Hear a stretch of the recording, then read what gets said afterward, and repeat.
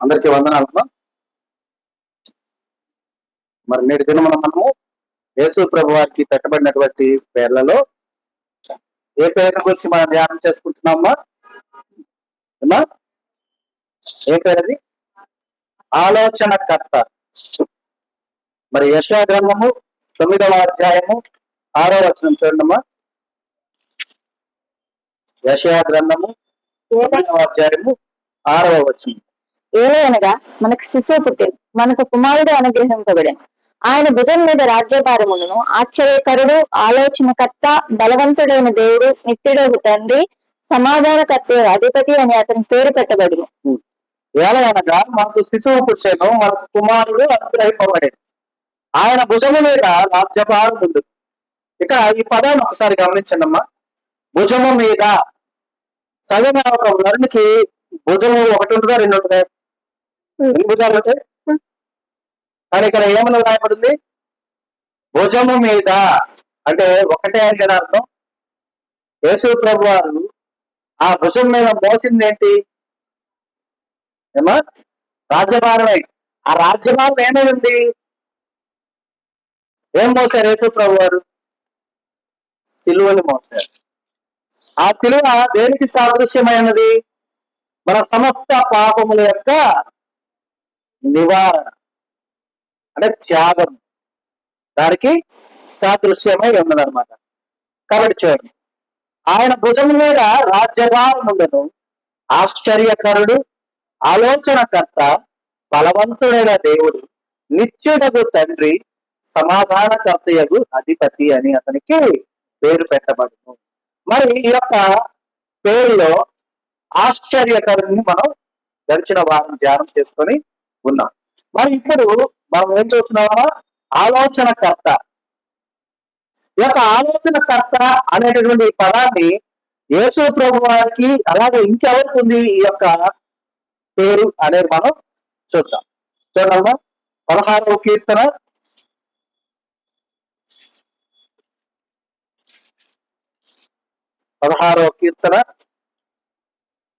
7వ వచనం చూడండి. నాకు ఆలోచనకర్త అయిన యెహోవాను స్తుతించెదను. రాత్రి గడియల్లో నా అంతరేంద్రియము నాకు బోధించుచున్నది. నాకు ఆలోచనకర్త అయిన యెహోవాను స్తుతించెదను. రాత్రి గడియలలో నా అంతరింద్రియము నాకు బోధించుచున్నది. మరి ఇక్కడ మనం చూస్తే కనుక ఈ మాట చెప్పింది ఎవరు? దావీదు గారు చెప్తున్నారు. ఏమని చెప్తున్నారు? నాకు ఆలోచనకర్త అయిన యెహోవాను స్తుతించాడు. ఇలాగ ఆలోచనకర్త అని ఎవరికి పేరు పెట్టబడి? యేసు ప్రభు వారు. మరి దేవుని యొక్క విశిష్టత నరునికి ఇవ్వడం జరుగుతుందా? ఏమా? జరగదు. ఆ రీతిగానే యేసు ప్రభు వారు తండ్రే కుమారునిగా వచ్చారు అని చెప్పడానికి ఇదొక సాదృశ్యంగా మనం చూడొచ్చు. అయితే ఇక్కడ దావీదు గారు ఏమంటున్నారమ్మా? నాకు ఆలోచనకర్త అయిన యెహోవాను స్తుతించాడు. నాకు దాని అర్థం ఏంటి? నాకు ఏమేమి ఆలోచనలు కావాలి, నేను ఎలా నడుచుకోవాలనే సమస్తము నాకు బోధించుచున్నటువంటి యెహోవాను స్తుతించెదను. మరి రాజ్యభారము భుజం మీద మోయించున్నటువంటి యేసు ప్రభువుకి కూడా ఆలోచనకర్త అన్న పేరు పెట్టబడి ఉంది. అంటే ఆయన అని విశిష్టతగా చూస్తే కనుక ఏమై ఉన్నది, ఎలాంటిది అనేది ఒక సందర్భాన్ని మనం చూద్దాం పరిశుద్ధ గ్రంథం నుండి. చూడండి, మన లూకా సువార్త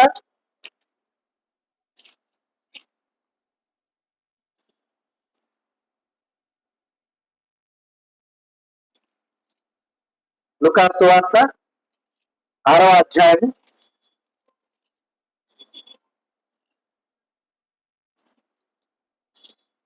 6 నుండి 10 వచనాలు చూడండి.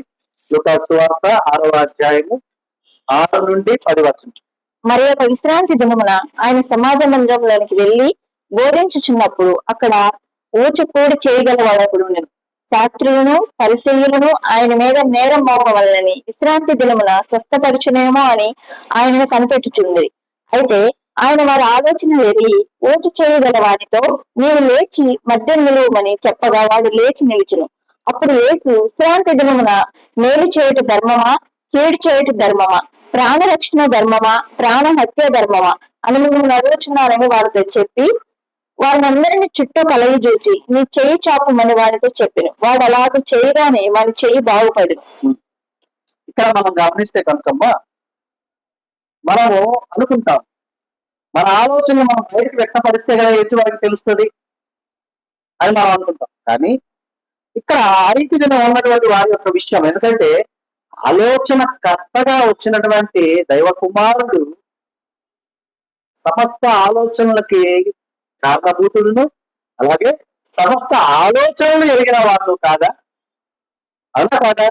మరి ఆయన అక్కడ ఉండగానే వారు ఏమైనా ఆలోచించారు చూడండి. ఇక్కడ మరి ఒక విశ్రాంతి దినమున ఆయన సమాజ మందిరంలోనికి వెళ్ళి బోధించుచున్నప్పుడు అక్కడ ఊచ కుడి చెయ్యి గలవాడు ఉండెను.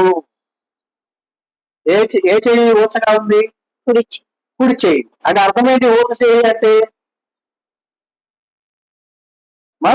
అది చచ్చుబడిపోయింది అంటాం కదా మనం. సత్తువ లేదు అంటే మనం లైక్ ఎట్లా అంటే పోలియో వచ్చిన వాళ్ళు చూస్తే కనుక వారి కాళ్ళు మనకు కనబడుతూ ఉంటాయి శక్తి లేక, అలాగే అనుకోండి. మరి ఊచ కుడి చెయ్యి గలవాడు అక్కడ ఉన్నాడన్నమాట. శాస్త్రులను పరిసయ్యులను ఆయన మీద నేరము మోపవలనని విశ్రాంతి దినమున స్వస్థపరచునేమో అని ఆయనను కనిపెట్టుచుంది. ఈ ఆలోచన శాస్త్రంలోను పరిసయ్యంలో ఉన్నది. ఇది ఆయనకి ఎవరు చెప్పారు? యేసుప్రభు వారికి ఎవరు చెప్పారా? కానీ ఇక్కడ చూడండి, అయితే ఆయన వారి ఆలోచనలు ఎరిగి వారి ఆలోచనలు తెలుసుకున్నారు. సహజంగా మనం అయితే మన మీద ఏమైనా కుట్ర పొందుతున్నారంటే మనం ఏం చేస్తాం? వారి ఆలోచనలు తెలుసుకున్నాక మనం ఆ పనికి చేయకుండా వాళ్ళు వెళ్ళేదాకా వెయిట్ చేస్తాం, అంతేగా? ఎత్తుకు పరిగెత్తాం మనం. కానీ ఇక్కడ యేసు ప్రభు వారు ముందుగానే వారి ఆలోచనలు ఎరిగి ఉన్నా కూడా ఆయన ఏం చేస్తున్నారు చూడండి. అయితే ఆయన వారి ఆలోచనలు ఎరిగి ఊచ చేయగల వారితో నీవు లేచి మధ్యలో నిలువమని చెప్పగా వాడు లేచి నిలిచాడు. మరి ఎవరైతే స్వస్థత పొందుకోవాలనే ఆశ కలిగి ఉన్నాడో అంటే వాడి ఆలోచన కూడా యేసుప్రభువుకి తెలుసు కదా. ఇక్కడ వీడి ఆలోచన ఏంటి? ఊచ చేయగల వారి యొక్క ఆలోచన ఏంటి? నన్ను పిలిస్తే బాగుండు, నా చేతిని స్వస్థపరిస్తే బాగుండు, కానీ ఇది విశ్రాంతి దినమైంది, ఎవరు అడ్డుకుంటారేమో. ఇక్కడ యేసుప్రభు వారు ఏ ఆలోచనకు విలువిచ్చాడు? ఆయన గొప్పగానో లేదా గర్వంగానో లేకపోతే ఆయనకు ఆయన మహిమ తెచ్చుకోవాలని జరిగింది పని. అదేనా? చూసే వారికి ఎలా అనిపిస్తుంది? ఇక్కడ నుంచి మనం బయట బాహ్యం నుంచి చూస్తే కనుక వారు ఆయన మీద నేరం మోపాలని ఎదురు చూస్తున్నా కూడా ఆయన గొప్పతనాన్ని వివరించుకోవడానికి ఆయన పనిచేశాడు అనే ఆలోచన రావచ్చు. కానీ యేసుప్రభు వారి యొక్క ఆలోచన అది కాదు. ఇక్కడ ఆయన చుట్టూ ఉన్నటువంటి ఆలోచనలన్నీ ఆయన తెలుసు. అలాగనే ఊచ చెయ్యి కలిగిన వారి యొక్క ఆలోచన కూడా తెలుసు. మరి వారి యొక్క ఆలోచన ఏమైందో మనకు వివరించబడిందా? వివరించబడలా. కానీ వారి యొక్క ఆలోచన ఏంటి? నాకు స్వస్థత కావాలి, నా చెయ్యి బాగుపరచబడాలి. ఎందుకంటే యేసుప్రభు వారు అక్కడ పిలిచి నీవు లేచి మధ్య నిలవని చెప్పగానే వాళ్ళు లేచి అంటే నిలబడ్డారు అక్కడ. అని వారి ఇంటెన్షన్ ఏంటి? నాకు స్వస్థత కావాలి. కానీ అక్కడ ఉన్నటువంటి వారు శాస్త్రులు పరిసయ్యులు అనేకమైన జనాంగం అక్కడ ఉండగా వారు విశ్రాంతి దినమున ఈ కార్యం ఎలా చేస్తాడో చూడాలని అనుకుంటున్నప్పుడు ఆ మాట ఆ ఊట చేయగల వారికి కూడా తెలుసుకుంటుంది కదా. కానీ ఆయన ఏం చేస్తా? ఆ ఊట చేయగలవాడు ఏం చేస్తున్నాడు? వారి కొరకు చేయకుండా ఉంటాడా? లేకపోతే నా దీన స్థితిని ఆలోచించి నాకు చేస్తాడా? ఆశ గల ప్రాణములు దేవుడు ఏం చేస్తాడమ్మా? తృప్తిపరుస్తాడు. ఆయన మీద నేరాలు ఎదురు చూస్తున్నవాడు అనేకులు ఉన్నా సరే ఆ నేరాలను ఎదుర్కోవడానికి సిద్ధపడతాడు. అర్థమైందా? కానీ ఈ కార్యం ఇక్కడ చూస్తే కనుక ఆయన మనం ఒక పాట పాడుతుండగా కళ మొత్తం మార్చగలరు అని. కానీ నీ నామానికి ఆ పాటలో ఏంది? నీ నామానికి మహిమంతా తెచ్చుకుంది అని ఉంది. కానీ ఇక్కడ ఆయన తెచ్చుకోవడానికి చేయలే. ఆయన ఎందుకు చేస్తున్నాడు కదా? వాని యొక్క బాధను, వాని యొక్క ఆశను, వాని యొక్క ఎదురు చూపును అంతర్గతంగా వారు ఉన్నటువంటి ఆ యొక్క వేదను తీసివేయడానికి అక్కడ కథ మొత్తం మార్చాడు. ఏంటి అక్కడ కథ ఏంటి? అసలు విశ్రాంతి దినంలో ఏ పని చేయకూడదు, కథ మొత్తం మార్చాడు. ఆ కథ మొత్తం మార్చడం వల్ల ఏమైంది? ఆయన నామానికి మహిమ కలిగింది. ఆయన తెచ్చుకోవాలి మహిమ. అర్థమైందా? చూడండి, నువ్వు లేచి మధ్యలో నిలవని చెప్పగా వాడు లేచి నిలిచాడు. అప్పుడు యేసు ఆయన అడుగుతున్నాడు అనమాట, విశ్రాంతి దేవుని వేరు చేయడు ధర్మమా, కీడు చేయడు ధర్మమా, ప్రాణరక్షణ ధర్మమా, ప్రాణహత్య ధర్మమా అని నిన్ను అడుగుతున్నానని వారితో చెప్పి, ఆ ఓటు చేయగలవని అడగట్ల మాట. చుట్టూ ఎవరైతే అభ్యంతరకరంగా ఆలోచిస్తూ చూస్తూ ఉన్నారో వారిని అడిగి అన్ని చెప్పారంటే వారి యొక్క సమాధానం చూడాలి. అదే కదా, సమాధానం చూస్తున్నారా? వారి దగ్గర నుంచి ఏ సమాధానం వస్తుందని లేదు. ఏం చెప్పారమ్మా? విశ్రాంతి ధర్మమా, నేను చేయడు ధర్మమా, కీడు చేయడు ధర్మమా, ప్రాణ రక్షణ ధర్మమా, ప్రాణహత్య ధర్మమా అని మిమ్మల్ని అడుగుచున్నానని వారితో చెప్పి వారందరిని చుట్టూ కలియదూచి నీ చేయి చాపమని వారితో చెప్పారు. యేసుప్రభు ఇంకా పట్టుకోవాలి, యేసుప్రభు ఇంకా స్వస్థపరచరా. మన డాక్టర్ దగ్గరికి వెళ్తే ఏం చేస్తాడు? డాక్టర్ ఏమంటాడు? చేయిటి అమ్మ అంటాడు, నాడి చూస్తాడు. అర్థమైందా? అవునా? ఇక్కడ నీ చెయ్యి స్వస్థపడి నువ్వు వెళ్ళు అరవా. ఎందుకని? అక్కడ చుట్టూ ఉన్న వారి ఆలోచన ఏంటి? నేరం మోపాలి అని చెప్పేసి. నేను నిన్ను స్వస్థపరుస్తున్నానని కూడా చెప్పలా. యేసుప్రభు అడిగిన మాట ఏంటి? నీ చెయ్యి చాపమని వాడితో చెప్పాడు. చెయ్యి చాపడం అర్థం ఏంటి? చూస్తాను క్లియర్ అర్థం. అవునా? వాడు అలాగూ చేయగానే వాడి చెయ్యి బాగుపడి. ఇప్పుడు మన ఆలోచనల కన్నా మించిన ఆలోచనలు కదా దేవుడి. అవునా కదా? ఈ లోకంలో కీర్తిగా మనమే లాజికల్ గా ఆలోచిస్తూ ఉంటే దేవుడు ఇంకెంత లాజికల్ గా ఆలోచిస్తాడు. ఒకవేళ వారు కనుక నువ్వు స్వస్థపరిచావు అంటే యేసుప్రభు ఏం చెప్పచ్చు? సహజంగా ఫండిగా ఏం చెప్పచ్చు? నేను ఎక్కడ స్వస్థపరిచాను చూపు. చేయి చూడడానికి చాపమన్నా చేయి చాపాడు, చేయి బాగా ఉంది కదా.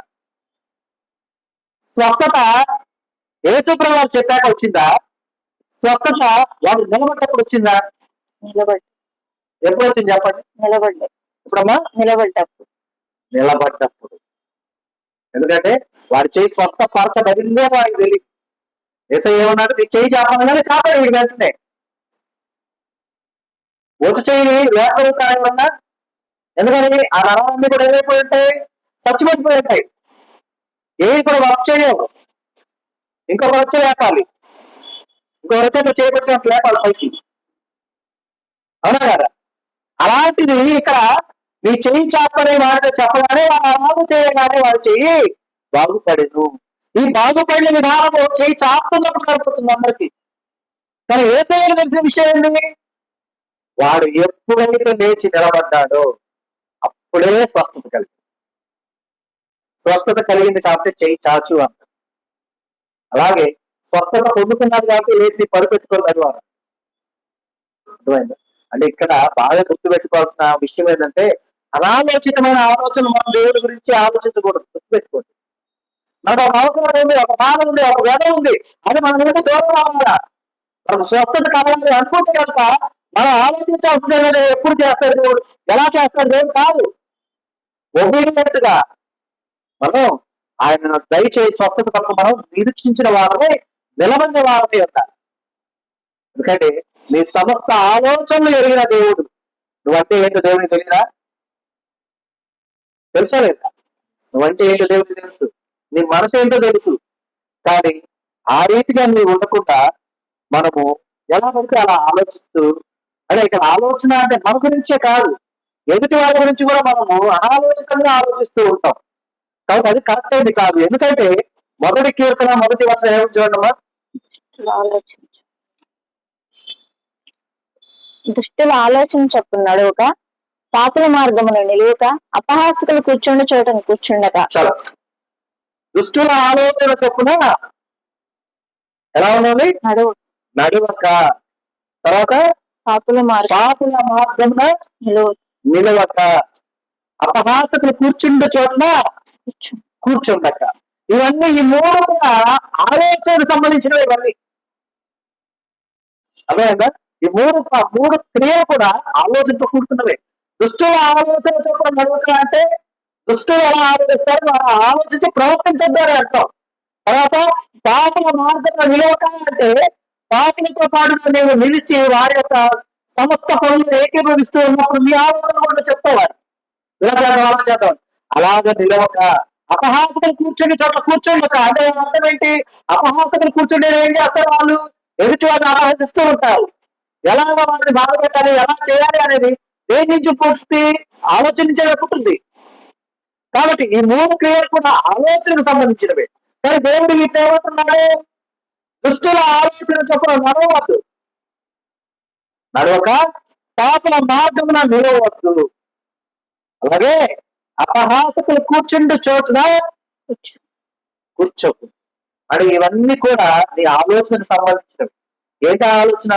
ఒకరు దుష్టక్రియలు చేస్తూ ఉన్నారంటే నీ ఆలోచన ఏమవ్వాలి? అది తప్పు ఉండేదన్నకూడదు. ఒకరు పాపిగా ఉన్నారు, వారు పాపం చేస్తున్నారు అంటే నీ ఆలోచన ఏం చెప్పాలి నీకు? వారు చేస్తుంది విరుద్ధం దేవునికి, కాబట్టి అది వెళ్ళకూడదు. ఒకరు ఎవరినైనా అవమానిస్తూ ఉన్నారు, నీకు ఆలోచన ఏం చెప్పాలి? ఇది కరెక్ట్ కాదు, ఇలాగా మనం చేయకూడదు అనేటువంటి ఆలోచనలు రావాలి. మనం ఈ ఆలోచనలన్నీ మనకు రావాలని మనలో ఎవరుండాలి? క్రీస్తు ప్రేమ మనలో ఉండాలి, దేవుని యొక్క ఆలోచన మనలో ఉండాలి. అదేనా? కాబట్టి మనం గమనించాలి. మనం అనుకుంటూ ఉంటాం మనం చేసే సమస్త విషయంలో మనకు ఇష్టమైన కొన్నిట్టే తీసుకుంటాము, మనకు కష్టమైన వాటిని వదిలేస్తాం.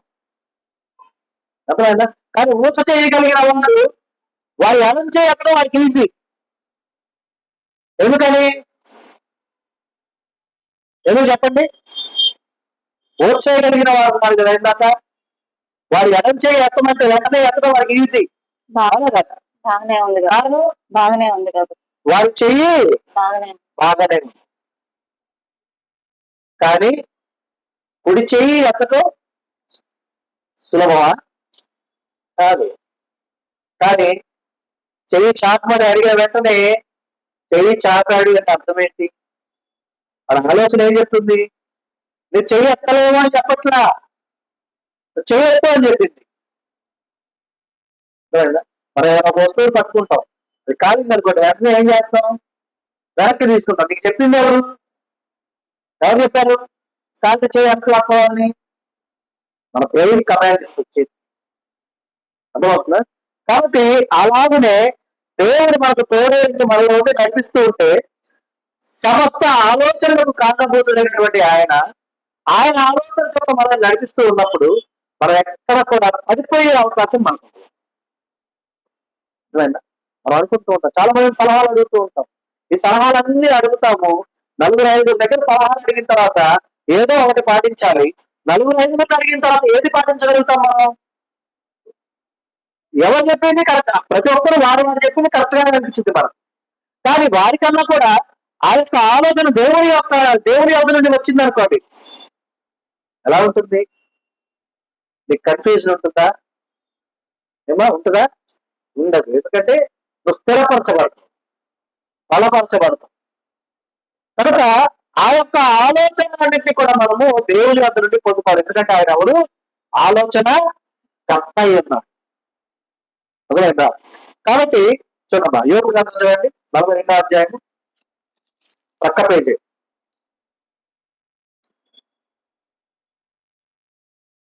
మూడవ వచనం చూడండి, 42వ అధ్యాయం 3వ వచనం. జ్ఞానం లేని మాటల చేత ఆలోచనను నిరర్ధకం చేయి వీడెవడు?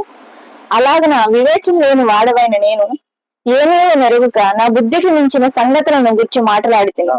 చూడండి, జ్ఞానము లేని మాటల చేత ఆలోచనను నిరర్ధకము చేయి వీడవడు అనేది అర్థం. జ్ఞానము లేని మాటల వల్ల ఏం కలుగుతుంది? ఆలోచన ఏమైపోద్ది? నిరర్ధకం అయిపోతుంది. నిరర్ధకము అంటే అర్థం ఏంటి? వ్యర్థం అవుతుంది. అంటే మన యొక్క ఆలోచనకు ఏముండాలి? జ్ఞానం ఉండాలి. మరి మనం చాలా ఆలోచనలు చేస్తున్నాం ఇప్పటి వరకు. మనం చేసిన అన్ని ఆలోచనలో ఎన్ని సఫలమై ఉంటాయి, ఎన్ని విఫలమై ఉంటాయి? సరే ఆలోచించుకోండి. అలాగే మన యొక్క ఆలోచన ఎలాంటిదై ఉండాలంటే జ్ఞాన సహితమైన ఆలోచన ఉండాలి. అయితే జ్ఞాన సహితమైన ఆలోచన మనకు కావాలంటే మనకి ఎవరు బోధించాలి, ఎవరు వివరించాలి? మనకు దేవుడే. అర్థమైందా? ఎందుకంటే మనకు పాఠాలు చెప్పిన గురువులు ఉన్నారు, టీచర్స్ ఉన్నారుగా. ఇప్పుడు మన సైన్స్ టీచర్ గారి దగ్గరకు వెళ్ళి మనము ఇంగ్లీష్ చెప్పండి చెప్తారా? మ్యాథ్స్ నేర్పిస్తారా? చిన్న చిన్నవి బేసిక్ ఉన్నాయి నేర్పిస్తారు. పెద్దగా నేర్పించగలుగుతారా? నేర్పించగలరు. కారణం ఏంటి? వారు తీసుకున్న సబ్జెక్ట్ లో ఉన్నటువంటి జ్ఞానం వారికి ఉన్నది. అర్థమైందా? కాబట్టి మనం గమనించాల్సిన విషయం ఏంటంటే, ఏదో ఒక విషయంలో జ్ఞానం ఉన్నటువంటి వారిని ఆ విషయానికి సంబంధించి మనం ఏమైనా అడగగలం. దానికి సంబంధించిన విషయంలో వారి యొక్క ఆలోచన చెప్తారు. కానీ సమస్త జ్ఞానములకు మూలాధారమైనటువంటి దేవుడు నీ ప్రశ్న ఏదైనా సరే సమాధానం ఇస్తాను. ఇవడా మనకు ఒక దేవునికి కాలింగ్ నెంబర్ అవుతుంది. ఏంటది? ఇర్మియా 33:3. సరే, ఏంటి ఏముంటుంది అందులో? నాకు మొదపెట్టును నేను నీకు ఉత్తరం ఇచ్చేదని. అంతేకాదు, నీవు గ్రహింపలేని ఘోరమైన గొప్ప సంగతం నీకు వివరిస్తా అంట. ఘోరమైన అర్థం ఏంటి? నీకు అందరివి అని అర్థం. అర్థమైందా? మరి అలాంటివి మనకు వివరించేది ఎవరు? దేవుడు వివరిస్తాడు. ఎందుకంటే ఇందాక మనం చూసుకున్నాం, ఇందాక చదువుకున్న లేఖనాల్లో మనం లూకాసు వార్తలో నేర్చుకున్నటువంటి చదువుకున్నటువంటి లేఖనంలో మనకు ఘోరమైన అంశం ఏంటి? ఊచ చేయగలవాని యొక్క ఆలోచన అక్కడ రాయలేదు. మరి ఊచ చేయగలవాని యొక్క ఆలోచనను దేవుడు ఎరిగి వారి యొక్క ఆలోచనను సఫలం చేశాడు దేవుడు. ఏంటి వారి ఆలోచన? నన్ను స్వస్థపరిస్తే బాగుంటుంది, వీరిని చూసి, వీరి యొక్క ఆలోచనలు చూసి వీరితో దేవుడు ఏకీభవించకుండా నాకు నా చేయి ఇస్తే బాగుండు అని వాడు బయటకు వ్యక్తపరచని యొక్క ఆ యొక్క వేదనతో కూడినటువంటి ఆశను దేవుడు ఏం చేశాడమ్మా? తృప్తిపరిచాడు. లేదల్లా విశ్రాంతి జనంగా వాళ్ళనాడు వీళ్ళనాడు. మరి ఆలోచన విని దేవుడు ఏమన్నాడు? నువ్వు లేచి నిలబడి అన్నాడు. నిలబడిన తర్వాత ఏమన్నాడు? మేలు చేయడం మంచిదా, కీడు చేయడం మంచిదా? అమ్మా, తర్వాత ప్రాణ రక్షణ మంచిదా, ప్రాణ హత్య మంచిదా, ఏది మంచిది అని అడిగి నీ చేయి చాపన్నాడు. మరి అన్ని చేయొద్దు. కాబట్టి మనం గమనించాలి, మన విషయాల్లో లేదంటే మన పరిధిలో ఇతరుల విషయాల్లో మనం ఆలోచించేది కరెక్ట్ అనేటటువంటి విధానం మనకు ఉండకూడదు. ఎందుకంటే జ్ఞానము లేని ఆ మాటల చేత ఆలోచనను నిరర్థకము చేయి వీడవుడు అని అక్కడ యోగు గారు అంటుంది. జ్ఞానం లేని మాటలు, ఆ ఆలోచనలన్నీ కూడా ఏమైపోతాయి? నిరర్థకమైపోతాయి. క్లియర్గా వ్రాయబడిన మాట అదే కదా, ఆలోచనను నిరర్థకము చేస్తున్నారు. ఎందుకంటే జ్ఞానం లేని మాటలతో మన ఆలోచనలు వ్యక్తపరిచేది ఎట్లా? మాటతోనే మనం చెప్తాం, అవునా కదమ్మా? మాటతోనే చెప్తాం. కాబట్టి మనం గమనించాలి, మనకు ముఖ్యంగా ఉండవలసింది జ్ఞానం. అయితే ఆ జ్ఞానాన్ని ఎలా పొందుకోవాలి? చూడండి, సామెతల గ్రంథం 9వ అధ్యాయం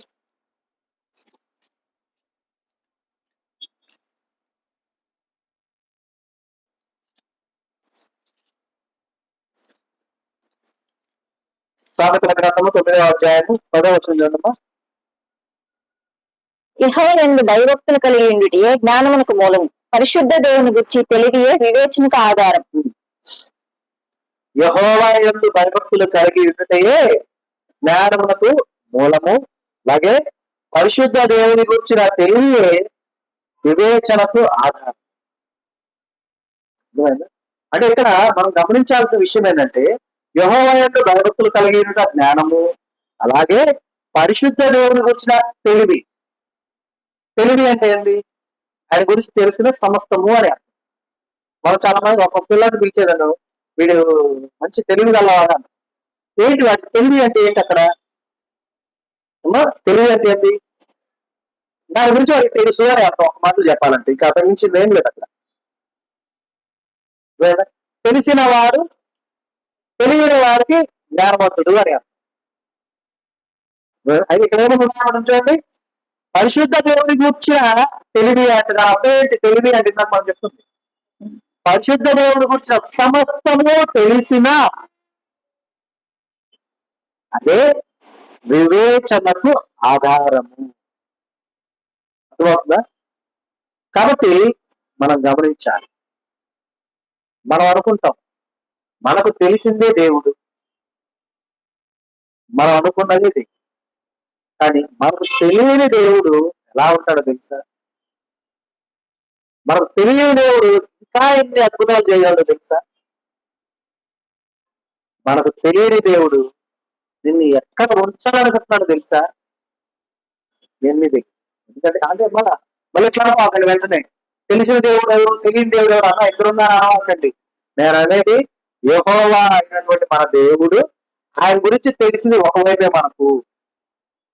ఒకవైపు కూడా కాదు, కరెక్ట్ చెప్పాలంటే మనం 365 degrees కనుక రౌండ్ చేస్తే అది ఒక పాయింటే మనకు తెలుసు.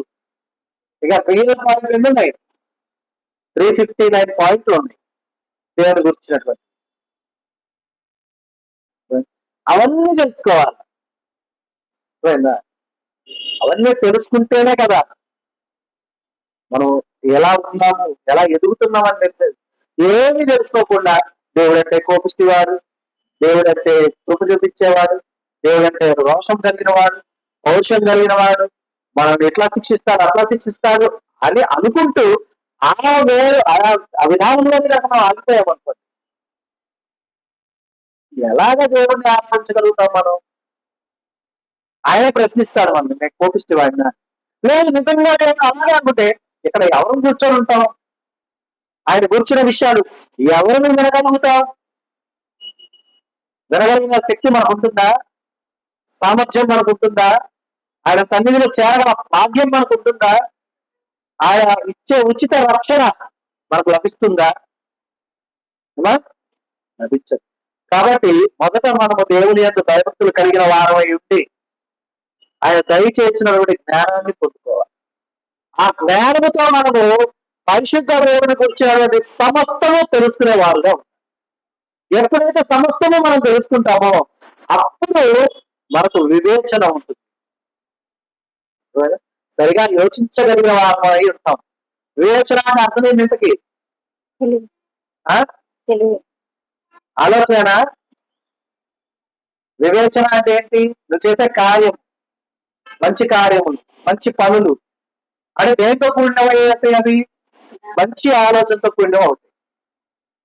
విచక్షణ అంటాం. విచక్షణ అంటే మంచి చెడు, ఏది మంచి ఏది చెడు ఆయన తెలుసుకునేటటువంటి వాటి రెండింటిని డిరైవ్ చేసేది విచక్షణ. ఆ విచక్షణ వల్ల ఏంటిది? ఆలోచనే. ఏది మంచి, ఇది ఇలా ఉండటం వల్ల ఇది మంచి అని నీకు చెప్పేది ఏంటిది? నీ ఆలోచన. ఇది చెడు, ఇది చేయకూడదు, ఇది తప్పు అని చెప్పేది ఏంటిది? నీ ఆలోచన. ఇది మిళితమైనదే విచక్షణ. దాన్ని నీవు ఆచరించే విధానమే నీ వివేచన. అర్థమైనా?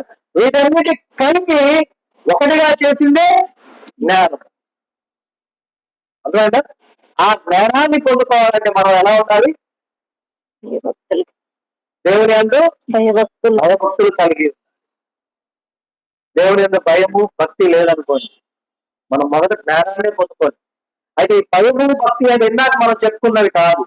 దేవుడంటే రోషం కలిగిన వాడు, దేవుడంటే కోపం కలిగిన వాడు, దేవుడంటే పరాక్రమశాలి, దేవుడు ఇది ఈ చిన్న విషయాన్ని కూడా రెక్క పెట్టి ఆ పక్కన పెట్టే దేవుడు, మనల్ని ఇలా వెలివేసే దేవుడు, మనల్ని అలా ఉంచే దేవుడు, మనల్ని శిక్షించే దేవుడు కాదు. మనల్ని ప్రేమించే దేవుడు, మనల్ని నడిపించే దేవుడు, మనల్ని ఆదరించే దేవుడు, మనల్ని ఎత్తి పట్టుకునే దేవుడు. అదేనా? ఆయన ప్రక్కన కూర్చోబెట్టుకునే దేవుడు. అదేనా? అంత గొప్ప దేవుడు. ఆ గొప్ప దేవుని యొక్క విధానం మనకు తెలియాలంటే మనకి ఏం కావాలి? కొంత జ్ఞానం కావాలి. ఆ జ్ఞానం ఉంటేనే. మరి ఆ జ్ఞానం మనకు రావాలంటే భయభక్తులు ఉండాలని మనం చెప్పుకున్నాం. అయితే అంతేకాదు, ఆ భయభక్తులు నిజమైనవి ఉండి ఉన్నప్పుడు నీవు నడిచే విధానాన్ని బట్టి దేవుడిచ్చే ఆలోచన, దేవుడిచ్చే జ్ఞానాన్ని పొందుకోవాలి. అలాగే పొందుకుంటేనే అవన్నీ కూడా నీ ఎడల సఫలీకృతం అవుతాయి, లేదంటే నిరర్థకం అవుతుంది. అర్థమైందా? కాబట్టి మనం గమనించాలి. మనం ప్రతి ఒక్క విషయం ముందు కూడా మనం దేవుని ఆరాధించే వారుగా ఉంటూ ఉన్నాము. ఆరాధిస్తున్నటువంటి ఆ యొక్క విధానంలో ఆశ్చర్యకరుడుగా ఉన్నటువంటి ఆయన మన ఎడల చేసినటువంటి అద్భుత కార్యముల గురించి మనము ఆల్రెడీ చాలా చూసి ఉంటాం. అలాగనే మనల్ని నడిపించుటకు చక్కని ఆలోచన మనకు దయచేయడానికి ఆయన ఆలోచన కర్తగా వచ్చి ఉండగా, మరి ఆయన యందు భయభక్తులు ఉంటేనే మనకు ఆ ఆలోచన ఇస్తాడు, ఆ నడిపింపు మనకిస్తాడు. కాబట్టి మనం గమనించాలి. అయితే ఆయనతో ఇంకా ఎలా ఉండాలో చివరగా చూద్దాం. చూడమ్మా 25వ కీర్తన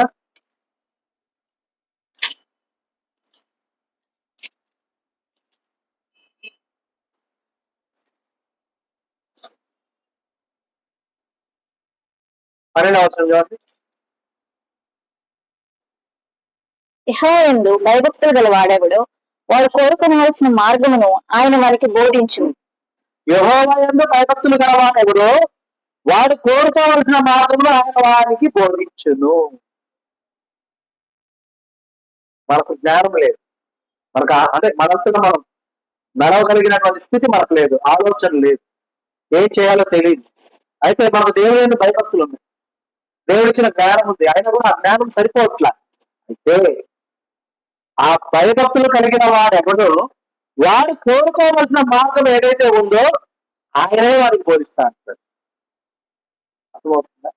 మన కళ్ళ ముందు మంచి పచ్చడి పొలాలు రెండు ఉన్నాయి, రెండు బాగున్నాయి, రెండు సమృద్ధిగా ఉన్నాయి. మరి రెండు సమృద్ధిగా ఉన్నప్పుడు మనం రెండిట్లో ఏదో ఒకటే అన్నప్పుడు రెండు బాగున్నాయి కదా అని ఏదో తీసేసుకుంటాం. దాని లోపల ఉన్న తెగులు మనకు తెలుసుందా? తెలియదు.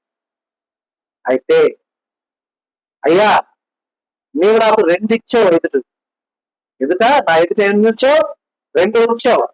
అయితే ఆ రెండిట్లో కూడా నాకు ఏది క్షేమదాయకమో నీకు మాత్రమే తెలుసు, కాబట్టి నాకు చెప్పయ్యా అంటే అప్పుడు ఆయన బోధిస్తాడు, వివరిస్తాడు, నీకు ఆలోచనలు చెప్తాడు. ఎందుకంటే మన అబ్రహాం గారి విషయం ఒకటి గమనిస్తాం.